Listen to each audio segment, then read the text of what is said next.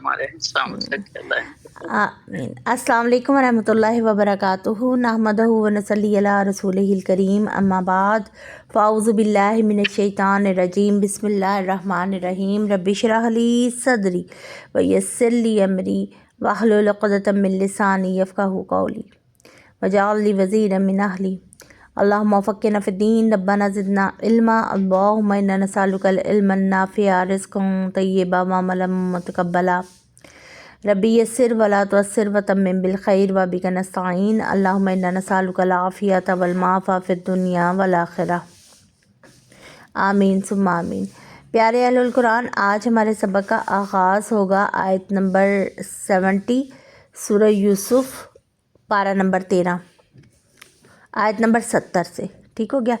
अल्लाह ताला फरमाता है फ़लम्मा जहज़हुम बिजहाज़िहिम जअल सिकायाता फ़ी रहली अख़ी।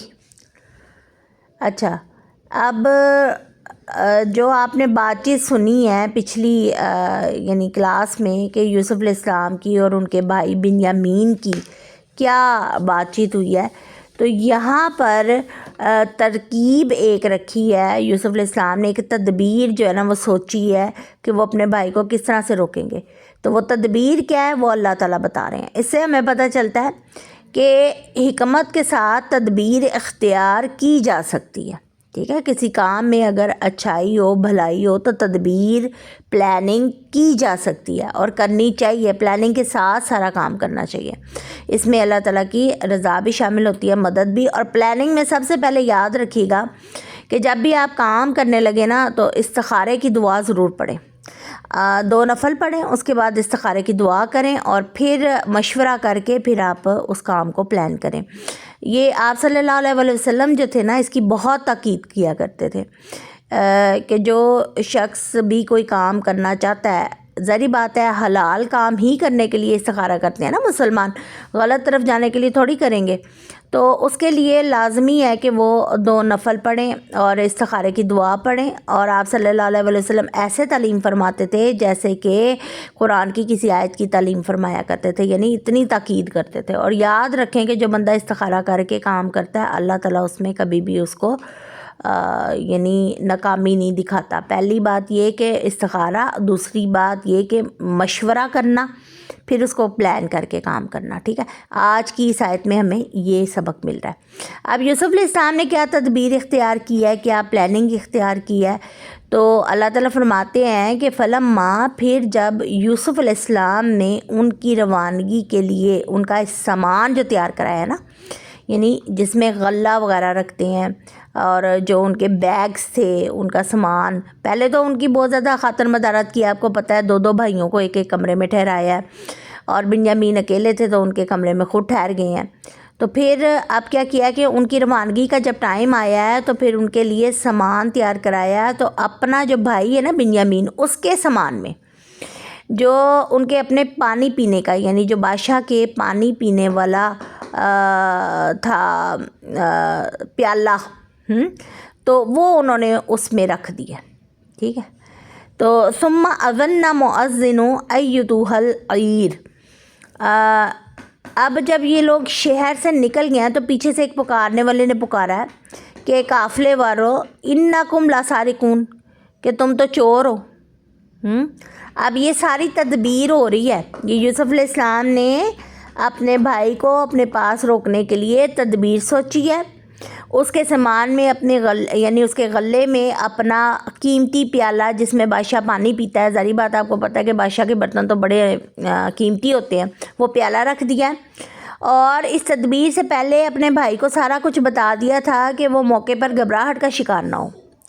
तो जब उन्होंने मिस्र की तरफ सामान तैयार करवा के उनका अपने भाइयों को रुखसत यानी करना किया है, रवाना किया है मिस्र से, तो जब ये लोग ज़रा आगे निकल आए तो चंद आदमी उनके पीछे भेजे हैं, यानी गवर्नमेंट के कुछ ऑफिसर्स भेजे हैं, कुछ पुलिस वाला कोई महकमा होगा उन लोगों को भेजा है। तो उनमें से एक ने बुलंद आवाज़ से पुकारा है और उन्होंने कहा है कि ठहर जाओ, तुम तो चोर लगते हो। ठीक है, और जो बरादरान यूसुफ़ है उन्होंने क्या किया है कि वो यानी कि मतवज्जो हुए हैं। कालू व अक़बलू अलैहिम माज़ा तफ्क़िदून। तो उन्होंने क्या किया है कि मतवज्जो होकर पीछे मुड़े हैं और पूछा है कि तुम्हारी क्या चीज़ खो गई है। ज़ाहिर बात है कि कोई जा रहा और उसे कहा जाए कि तुम चोर हो, तो वो अगर बेगुनाह होगा वो तो फ़ौरन पूछेगा ना क्या चीज़ है तुम्हारी जो गुम गई है। मेरे पास तो कुछ भी नहीं है, मैं तो यानी कि बिल्कुल अपने मामले में साफ़ सुथरा हूँ, मैं इस तरह का काम नहीं करता। तो इसी तरह से उन्होंने जब आवाज़ लगाई है तो बरादरान यूसुफ जो हैं उन्होंने पूछा है कि भाई तुम्हारी कोई चीज़ खो गई है जिसकी वजह से तुम चोरी का इल्ज़ाम हम पे लगा रहे हो। तो अब ताक़ुब जो कर रहे हैं ना, उनमें से एक जो शख्स है वो बोला है कालू नफ़क़िदू सुवाअल मलिक। अब वो कहता है कि बादशाह का पानी पीने वाला प्याला जो है ना वो हमें नहीं मिल रहा। और वलिमन जा बिही हिमलु बईरियों व अना बिही ज़ाइम। तो क्या कहते हैं कि जो शख्स वो ला कर देगा उसे एक बार शुतर इनाम मिलेगा। अब एक बार शुतर इनाम मिलेगा यानी जो बादशाह का प्याला जो है वो तलाश करेगा तो उसको एक शुतर कहते हैं ऊँट को, ठीक है। शुतर जो है वो गले से भरा हुआ जो है वो इनाम में मिलेगा, ठीक है। और मैं इसका ज़ामिन हूँ, ठीक है। या तो मैं ये प्याला ख़ुद तलाश करके मुकर्रा इनाम जो है वो ले लूँगा या फिर किसी और को जो तलाश करेगा उसको दिलवा दूँगा, ठीक है। और इस चीज़ पर मैं वो हूँ, ज़ामिन हूँ। तो फिर उसके बाद क्या हुआ है कि ज़ाइम का एक मतलब और भी है जो एंड में, इस आयत के एंड में है ज़ाइम के भाई जो ज़िम्मेदारी मुझे दी गई है ना, मैं उसका ज़ामिन हूँ और मुमकिन है कि वो प्याला ढूंढ कर मैं बादशाह के हज़ूर पेश कर दूँ और इस सूरत में मुकर्रा इनाम जो है ना वो मुझे मिल जाए, ठीक है। सवा के मैनी जो हैं इसमें या कुछ लोग जो है ना सवा का मैनी ये लेते हैं कि गल्ला पे जो नापने वाला पैमाना होता है ना उसको सा कहते हैं, ठीक है। और यहाँ पर जो इसका मीनिंग इस्तेमाल हुआ है ना, आपको पता है अरबी में एक लफ्ज़ के काफ़ी ज़्यादा मीनिंग होते हैं कि ऐसा प्याला जिसमें हीरे जवाहरात वगैरह जड़े हों। अगर ये प्याला शीशे का हो तो इसे अरबी में क़द यानी क़ाफ दाल हा क़द बोलते हैं, और लकड़ी का हो तो उसे उस चमड़े का हो तो अलबा और मिट्टी का हो तो मरक्कन कहते हैं। अब ये जो है प्याला ये किसी धात से बना हुआ है, ठीक है। तो ये सा का लफ्ज़ आया है। बाज़ लोग इसे गल्ला मापने का मरूफ़ पैमाना कहते हैं और बाज़ जो है ये पानी पीने वाला जो कोई धात की चीज़ गिलास प्याला इससे मुराद लेते हैं। बहरहाल ये मैंने आपको सवा जो इस आयत में लफ्ज़ इस्तेमाल हुआ उसकी आपको मैंने तफसील बता दी। फिर अब आगे देखते हैं कि उन लोगों ने क्या जवाब दिया। क़ालू तल्लाही लक़द अलिमतुम मा जिअना लिनुफ़सिदा फ़िल अर्दि वमा कुन्ना सारिक़ीन। अब बरादरान यूसुफ जो है ना वो उनका जब ये डायलॉग हो रहा है ना उन सिपाहियों के साथ, यहाँ समझ लें कि वो जिसकी ज़िम्मेदारी जिन लोगों की लगाई है वो कहने लगे कि अल्लाह की कसम तुम तो खूब जानते हो। तो अल्लाह का मतलब यहाँ पर आएगा अल्लाह की कसम कि तुम तो खूब जानते हो कि हम इस मुल्क में फ़साद करने नहीं आए और ना ही हम चोर हैं, ठीक है। तो ज़ाहिर बात है बादशाह के मेहमान हैं और बादशाह ने उनको ख़ुद इन्विटेशन दिया है, तो कोई ये तो नहीं कहेगा ना कि बादशाह ने जिनको अपना मेहमान बनाया वो चोरी करके जा रहे हैं। क़ाल फ़मा जज़ाउहु इन कुंतुम काज़िबीन। अब वो बोले हैं कि यानी जो उनके पीछे सिपाही भेजे गए हैं या जो पकड़ने वाले भेजे गए हैं वो बोले हैं कि अगर तुम झूठे साबित हो गए तो उस चोर की क्या सज़ा है। अच्छा, यहाँ पर याद रखें कि जो इलाका उनका है ना यानी कनान जहाँ से बरादरान यूसुफ आया उस इलाके की सज़ा पूछी जा रही है। अब इसमें भी एक हिकमत थी, ये पूरी तदबीर जो यूसुफ अलैहिस्सलाम ने बताई है, ठीक है। क्योंकि कनान में चोरी की जो सज़ा थी ना वो अगर किसी के यानी सामान से या किसी के पास से अगर चोरी की वो चीज़ बरामद हो जाए ना تو پھر اس چور کو سال بھر کے لیے جو مالک ہوتا تھا نا چور کا، اس کے سپرد کر دیا جاتا، یعنی جو مالک ہوتا تھا اپنی چیز کا، چور کو اس کے حوالے کر دیا جاتا تھا، اور وہ چور جو تھا نا پورا سال اس کی خدمت میں رہتا تھا۔ تو اب یہ سزا کس ملک میں دی جاتی ہے؟ کنعان میں دی جاتی ہے، ٹھیک ہے؟ تو یہ آپ نے ذہن میں رکھنا ہے۔ تو یوسف علیہ السلام نے انہی کے ملک کا جو قانون ہے وہ اپنے ملک میں جاری کیا، ان کی زبان سے نکلوایا تاکہ وہ کسی طرح سے بھی مکر بھی نہ سکیں۔ قالوا جزاؤہ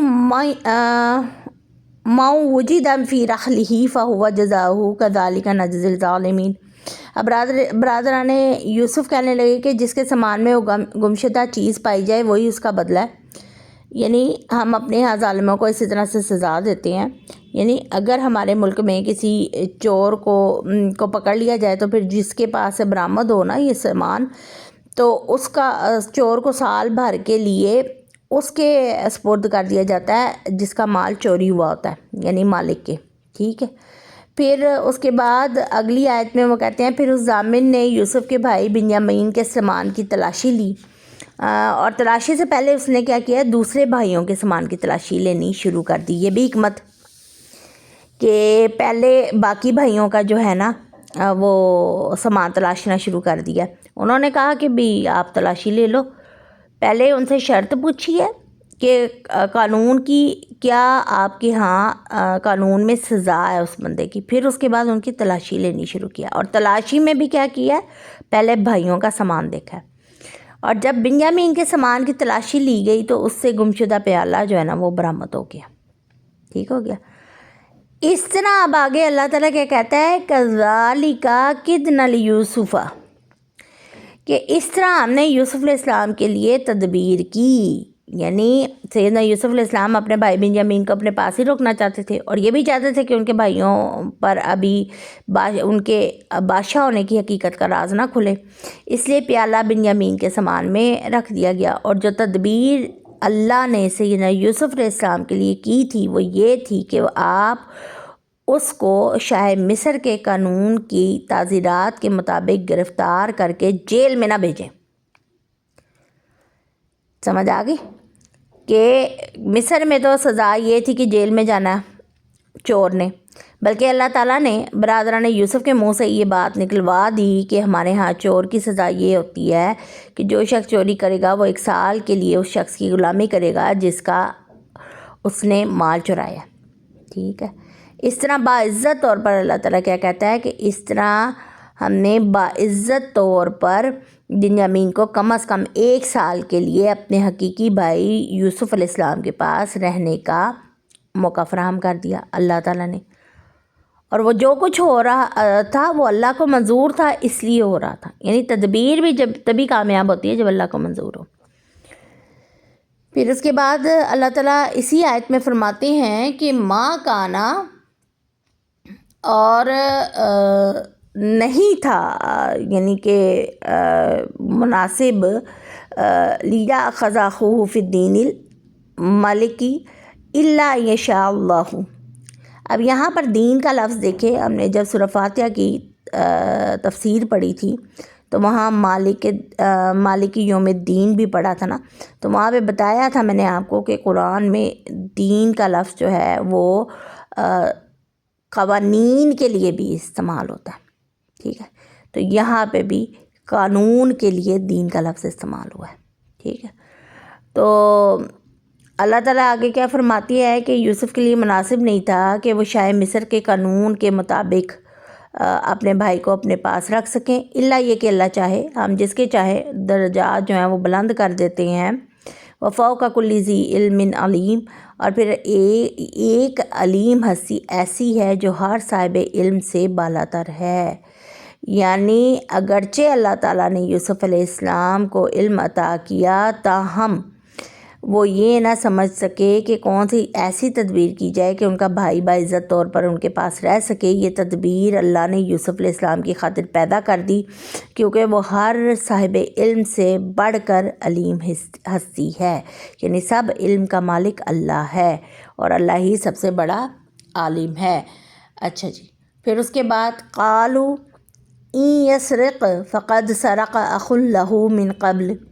अब برادران یوسف کہنے لگے ہیں اگر اس نے چوری کی ہے تو اس سے پہلے اس کا بھائی یوسف بھی چوری کر چکا ہے۔ اچھا، چاند ہی لمحے پہلے برادران یوسف یہ اعلان کر رہے تھے کہ ہم لوگ شریف ذاتی ہیں، چوری یا فساد کرنے والے نہیں ہیں۔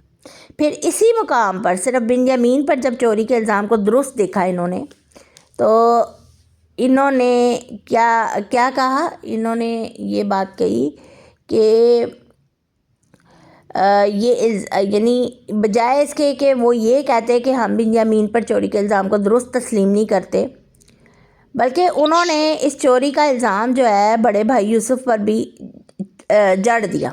یعنی اس سے معلوم ہوتا ہے کہ وہ ان دونوں بھائیوں کے متعلق کس قدر یعنی حاسدانہ جذبات رکھتے تھے، اور جو کچھ ان کے حق میں کرتے رہے اس کا انہیں خیال بھی نہیں آیا۔ اچھا، یہاں پر جو بات انہوں نے کی ہے نا کہ یوسف علیہ السلام نے بھی اس سے پہلے یہ کام کیا، اچھا ہمیں قرآن و سنت سے اس کا کوئی ثبوت نہیں ملتا، لیکن کچھ تفاسیر میں علماء نے لکھا ہے کہ یوسف علیہ السلام کی خالہ کو ان سے بہت زیادہ محبت تھی، یعنی یوسف علیہ السلام سے، تو وہ یوسف کو اپنے پاس رکھنا چاہتی تھی، تو ان پر انہوں نے بچپن میں اپنے ازاربند کی چوری کا جو الزام لگا دیا تھا کہ ان کے سامان ان کو لینے جب ان کے والد صاحب آئے ہیں تو انہوں نے ان کے سامان میں اپنا ہزاربند رکھ دیا اور کہا کہ یہ چور ہے۔ اور اس وقت آپ کو میں نے بتایا کہ کنعان میں یہ قانون تھا کہ جو چوری کرتا ہے وہ سال بھر جو ہے وہ مالک کے پاس رہے گا، تو یوسف علیہ السلام بھی سال بھر جو ہے وہ اپنی خالہ کے پاس ٹھہرے، ٹھیک ہے۔ تو یہ جو بات ہے نا جو قرآن میں یہ آئی ہے کہ برادران یوسف کہنے لگے کہ اگر اس نے چوری کیا تو اس سے پہلے اس کا بھائی یوسف بھی یہ چوری کر چکا ہے، ٹھیک ہے۔